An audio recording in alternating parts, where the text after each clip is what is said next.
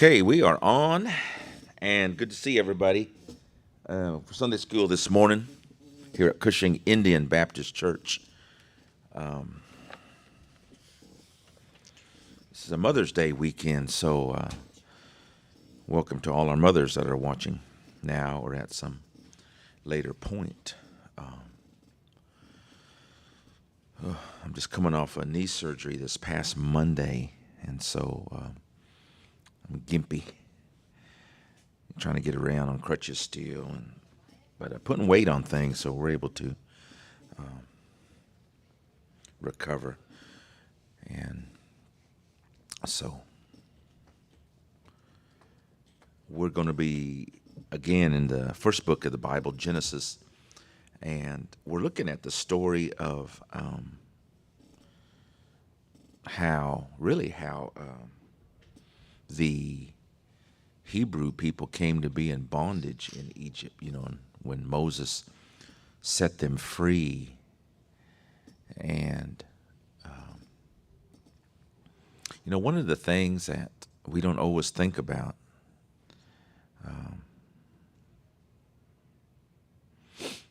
is that God is not encumbered with the time mindset that we are.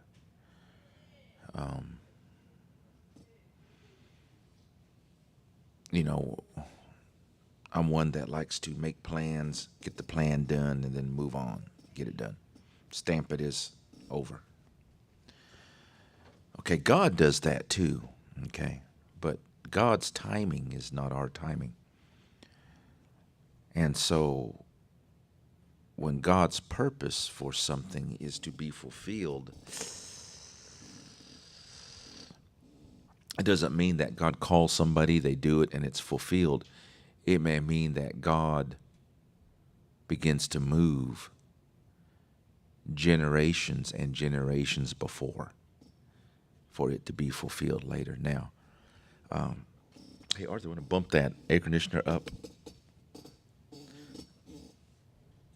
Yeah, it's kind of cold in here. For now, it'll be all right during service. But Jesus, remember when he went to the cross, he sat down with his disciples and had the Passover, which he changed to the Last Supper or communion as we know it today. And remember where he said, "This is my bread. This bread is my body. This cup is my blood." And he used that to symbolize what he was going through. Okay, so what he was saying was he was the Passover lamb. Okay, he's the Passover lamb. And all of that has that correlation. It ties in. Okay. In order for there to be a Passover lamb, for Jesus to be the Passover lamb, there had to be a Passover. And in order for there to be a Passover, there had to be an event that caused God to pass over the people. And that event was they were being set free. In order for them to be set free, they had to be set free from something, and that was slavery, bondage in Egypt. So in order for them to be in Egypt, they had to come to Egypt, okay? And in order for them to come to Egypt, there had to be open doors, okay? Or else it's an invasion, okay? And so they were invited into Egypt, and the reason they were invited into Egypt was because a man named Joseph rose to great power in Egypt, and the only way that he could rise to great power in Egypt was he had to, and we're going to see it this morning, he had to be able to interpret dreams. In order for him to interpret dreams, he had to interpret the dream of a prisoner. In order to interpret the dream of the prisoner, he had to be in jail. In order to get in jail, he had to first say no to Potiphar's wife. And in order to say no to Potiphar's wife, he had to work for Potiphar. And in order to work for Potiphar, he had to be in Potiphar's area, which is Egypt. In order to get to Egypt, he had to be sold into slavery. In order for him to be sold into slavery, his brothers had to hate him and sell him into slavery, which we started reading weeks ago. And in order for him to be sold into slavery by his brothers, he had to have brothers by his parents. And so you have Jacob and Esau, and Jacob and Esau were were the twins, and you see how that's all working out. In order for there to be Jesus, the Passover lamb, there had to 1,000 years before be a Passover. The Hebrews being set free. In order for them to be set free, they had to first be in bondage, and that's what we're reading about. We're reading how that all came to pass. So when we tend to, excuse me, we tend to look at our own life situation as we're in the final chapter of it. Think about that. You have something going on, you're thinking, okay, God's doing something out of this. Okay. That don't mean you're in the final chapter. Joseph could have said, hey, boy, God is setting me up. He's going to be second in command. We're going to see that later on. That's the final chapter. God has set me in a good place. That was not the final chapter. That was actually the beginning chapters.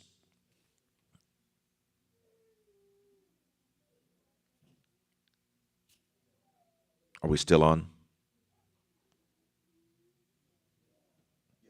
Okay. So where you're at in your life, folks, and maybe you're going through some hard things and difficult times and whatever it might be, it may be because you're in the first chapters of something God is working out. You could be in the middle chapters. And you'll see that even though Joseph's life was important to him and his brothers, and they were a small part of the bigger part of God's plan. And our lives are small parts of the bigger part of God's plan. And this stories we're reading helps us to, are we on? Okay. Helps us to understand that. Hope that made sense. So don't think that what you're going through is the end all and, oh, God, He's got a big plan. It works out. And we may never see the fulfilling of it. It may come. Is that us?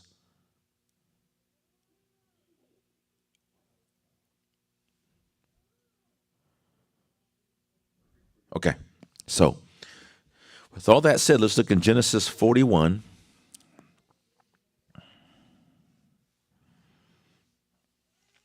Remember Joseph, who at this in our lessons is the main protagonist, rejected the sexual advances of Potiphar's wife, thusly being falsely accused by her, thrown in jail. Okay. While he's in jail, he had from the Lord the ability to interpret dreams. Okay. Now, if you hear someone that say, you know what, I can interpret dreams. You know, I can interpret dreams. You can tell me your dream and I can tell you what it means right then. It don't mean it's right, but I can tell you what I think it means. I may look at you and say, you know, I think you need some serious counseling or something like that. I don't know. I can interpret dreams. It don't mean it's right. Okay. One of the gifts that Joseph had per the Lord was the ability to, what do I keep hearing?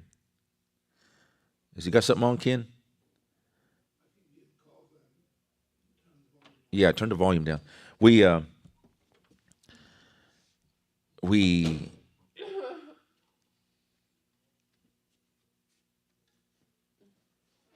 what was I saying? Oh, we have all these different gifts. And one of them is he can interpret dreams. Now, can anybody remember how far back can you go and remember dreams? How far back?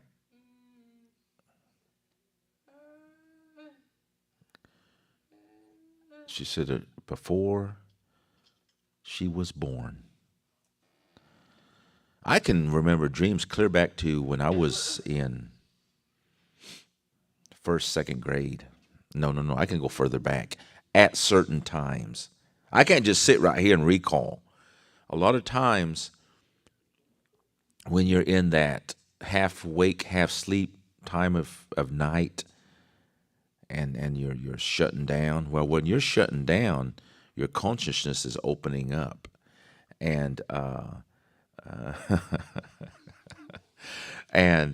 and during that time, what's happening is the doors to your subconscious are swinging open. And then you can remember. And sometimes I'll remember. It's really crazy because when you remember a dream, it's like you just had the dream because your brain remembers. And so let's read what it says. So Joseph has been thrown into jail. People could tell him dreams, and he could tell them what they mean. And the thing is, they were right according to the Lord. Now, that's a gift. So while he's in jail, he's interpreting some of the other prisoners' dreams, maybe some of the prison staff, whatever. But he's using his gift. If you got a gift from the Lord, you need to use it, whatever that is.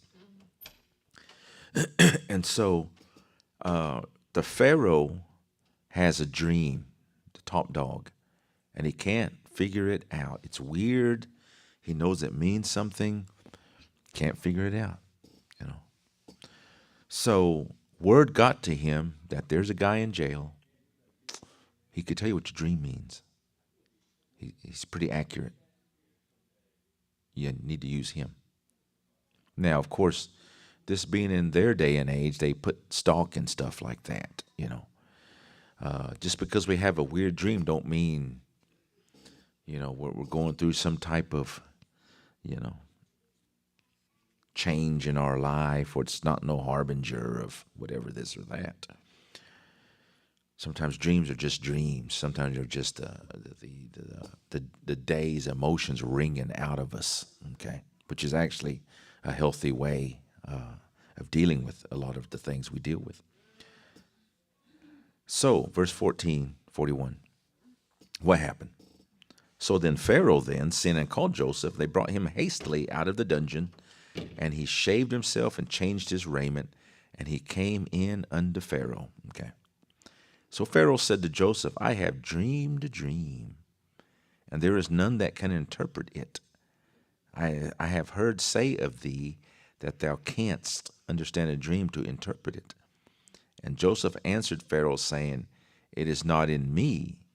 God shall give Pharaoh an answer of peace. I remember watching, I didn't watch it live. I saw it later on, the Britain's Got Talent, remember that? And that one goofy looking lady got on there, and she looked real homely, you know, and she got up there and she said she was going to sing, and people were laughing at her. And what you going to sing? She's going to sing I've dreamed a dream is what she was going to sing. That's like what he said. And the people they showed the people kind of looking, you know, just this homely looking woman going to sing. And they started playing the song. And when she started to sing, she had an incredible voice that did not match what she looked like, if that made any sense. But she was singing, I have dreamed a dream. Her dream that she had told them was to sing with that Ellen Page and all that, to sing at a high level, which she has since then done because of her ability. You would have never thought that by looking at her, that her dream was to have that, and it was fulfilled. And Pharaoh had a dream. I've dreamed a dream. I do not know what this one means. See, he couldn't interpret it like that lady could. I don't know what this means. I know it means something. I would wager he's dreaming it more than once, because, you know, we have a dream, and unless you write it down, folks, you're going to forget it. You know, you're going to forget it. And once your short-term memory lets go of it, it ain't going to come back, you know, in the course of the day. How many times have you ever thought, what was I just going to say? You know what? It's never going to come back to you. Your short-term memory is already erased. Okay. Your long-term memory never leaves you. It's always there. Dreams are long-term memory. He's having them. But he can't remember. And so Pharaoh said to Joseph, here's my dream. So listen to this. I stood upon the bank of the river, and behold, there came up out of the river 7 kine, that's cattle, fat-fleshed and well-favored, and they fed in a meadow. And behold, 7 other kine came up after them, poor and very ill-favored and lean-fleshed, such as I have never saw in all the land of Egypt for badness.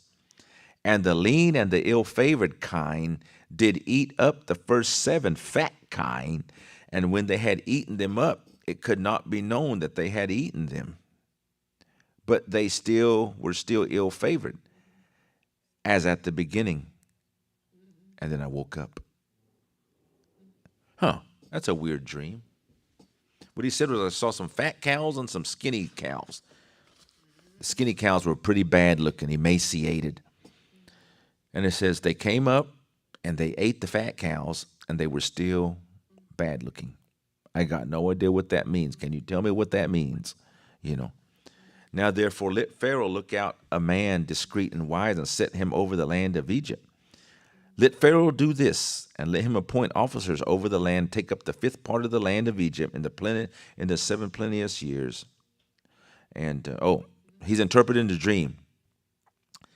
He says, now therefore, this is what Joseph tells him. Okay, therefore let Pharaoh look out for a man who's discreet and wise. Discreet means knows how to keep things to himself that he needs to keep to himself. Okay, and wise. And set him over the land. You ever know anybody that talks too much and you can't talk around them because you know they're a gossip, and they like to listen and get in everyone's business? There's people like that at work, men and women. You got to watch out for those kind of people. You can't trust those kind of people because they have a different thinking.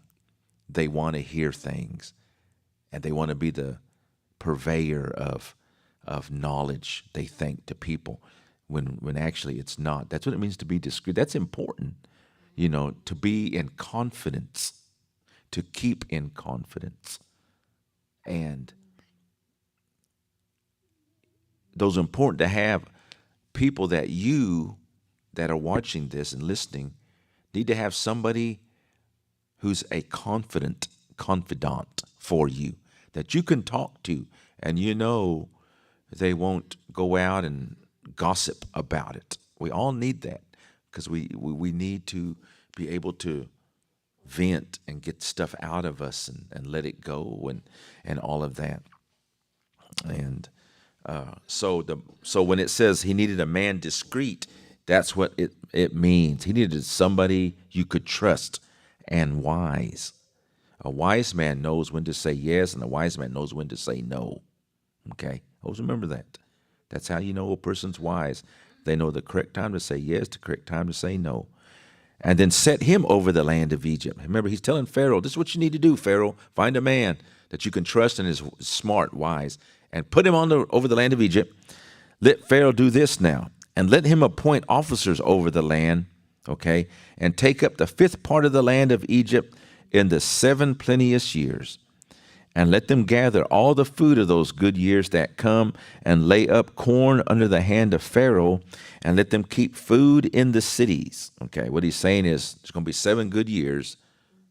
Store it up, stock it up. And that food shall be for store to the land against the 7 years of famine that's coming, which shall be in the land of Egypt, that the land perish not through the famine. And the thing was good in the eyes of Pharaoh and in the eyes of all his servants. So what Joseph told him was there's going to be 7 years of good, and there's going to be 7 years of bad. So during the 7 years of good, you need to store up for the 7 years of bad. Now, is that wise? That's very wise, okay? It's very wise. Say you got a good job right now. You got income coming in. You need to save that up for later on. Don't just spend it all. Save it up for later on.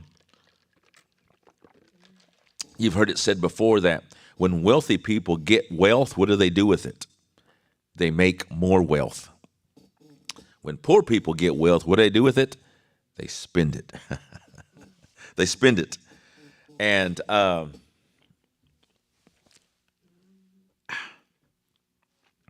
so Joseph is saying we need to be wealthy people. We need to get prepared. So when they were harvesting, and it was good years, okay, not normal years. They were good, plentiful years, lot coming in. They stored it up, stored it up, stored it up, and it's sitting there, okay, because the bad 7 years are coming. So you see, this little part of God's plan, in order for Joseph's dad and all them to come to Egypt, which was going to lead to them being in bondage, that first of all, they had to be hungry. We're going to read this next lesson. In order for them to be hungry, there had to be 7 years of famine. In order for there to be food for them to eat during the 7 years of famine, there had to be 7 good years. And there had to be people stalking that up. You see, God was planning all this. So here's a small plan of God's within the bigger plan of Jesus being the Passover lamb. So we're all in here, guys. We're not just randomly set of hydrogen and living in this great big universe. You know, I'm a science teacher, so I read a lot of science. And you know, what we can see, we can pretty much make sense of. And, you know, you look at all these things and, you know, it's what you can't see. Do you ever think of that? It's what you can't see. Say you take all the weight of the universe, okay, and the universe weighs 100 pounds, okay. You take all the weight of the universe that there is, that exists, and it weighs 100 pounds, okay. All right.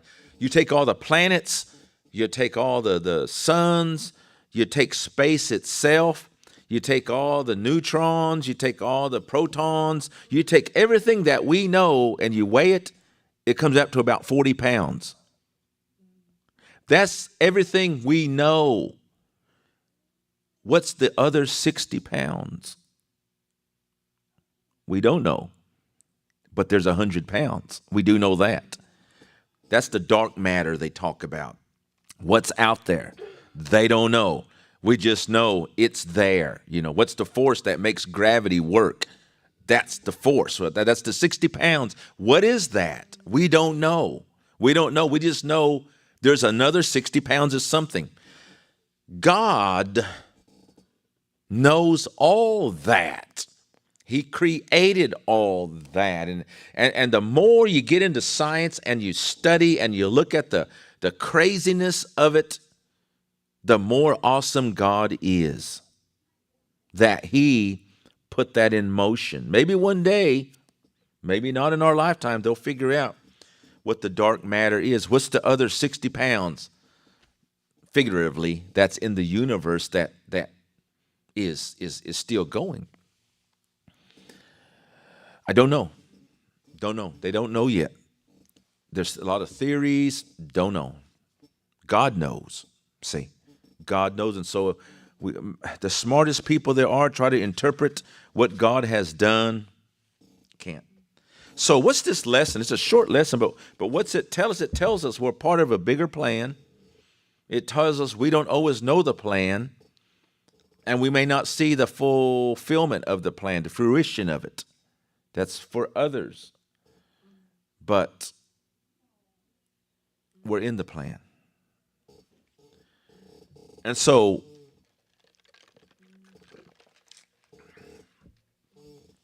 I think it was Einstein. No, Einstein was a smart man. His theory of relativity undergirds everything that we know. And it pretty much checks out. Every time they make a discovery, they bring it back to his theories and they check out. Okay. Now they're starting to get so much knowledge, it's going beyond his theories. And there's no way to check it out. It's out there, you know. When you get into the quantum field, okay, that's out there. At super cold temperatures and stuff, matter behaves differently. What's the fastest that anything can travel is the speed of light. Okay, that's the fastest that anything can travel. Is the speed of light. Everybody knows that. I mean, not everybody knows that, but that is. That was theorized, and that's true. Okay?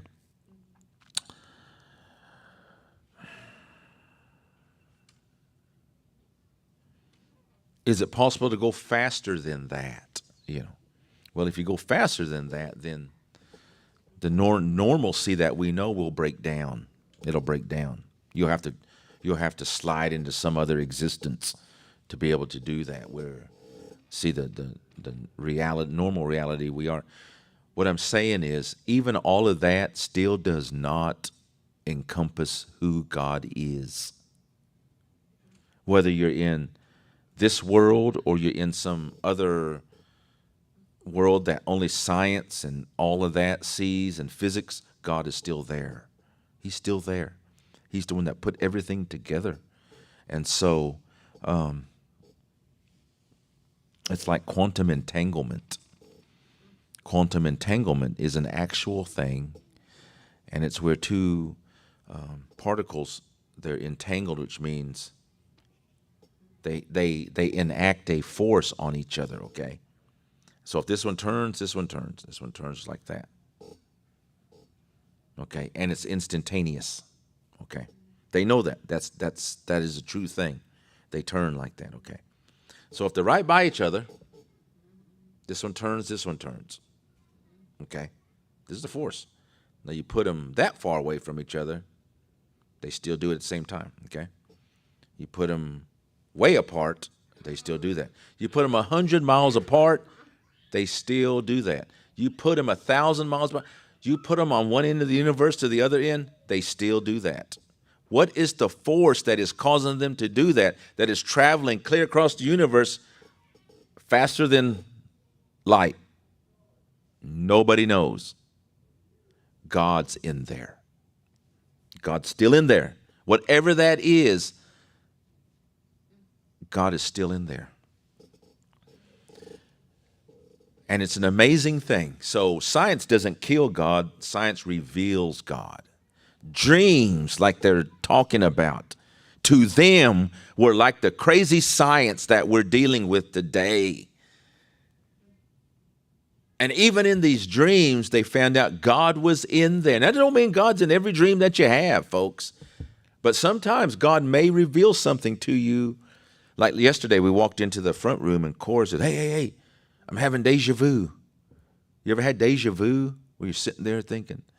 And you can almost think to yourself, well, what they're going to say? They're going to say, but it never comes to you, because what's happening is what your eyes are seeing, the transmission to your brain is just a little slower than it normally is.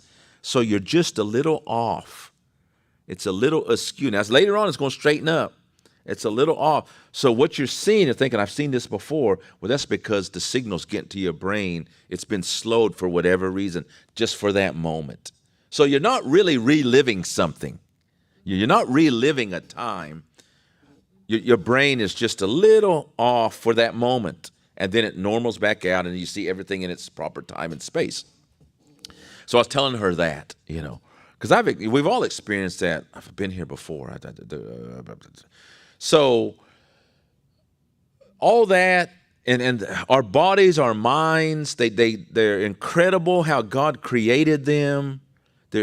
But what the lesson tells us but even in all that, God is still God. And he's got a plan. And we may be only seeing the small beginning of it, maybe the middle of it, or maybe we're towards the end. And that plan may be, as this story is, thousands of years long. So don't think what we're going through is the end all of what God is doing. We may be just like the story of Joseph, a small part of Jesus being the Passover lamb, which he's going to be, but that's way in the future. But that's God's plan, see? And so this is actually pretty neat, what they did. So keep that in mind. It's a short lesson. It's actually one of our shorter ones, but it's a powerful one. And so next week, Joseph is going to meet his brothers. Uh-oh. Remember, they sold him into slavery. They didn't like him. Now, Joseph might have been discreet. He might have been wise. He didn't always have a lot of tact, especially with his brothers. And, and one of the sad things is when siblings, family don't get along. Not supposed to be that way. And you know what it's generally always based on? Selfish greed. That's what the problems are. Selfish greed. When people, especially as a pastor, I deal with a lot of death. When somebody dies, who they really are comes out. It comes out who a person really is. They may have hid it and wore a mask for a long time. That brings out who they really are. You'll see that. You'll see that.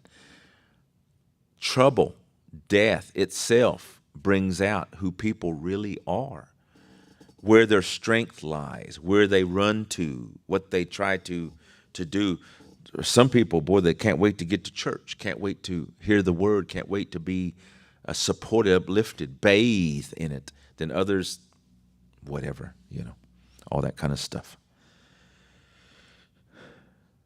Well, next week we're going to see how things work out with siblings and the trouble they had, in their lives. Joseph and his brethren. Pretty neat. Okay. See you back at 11.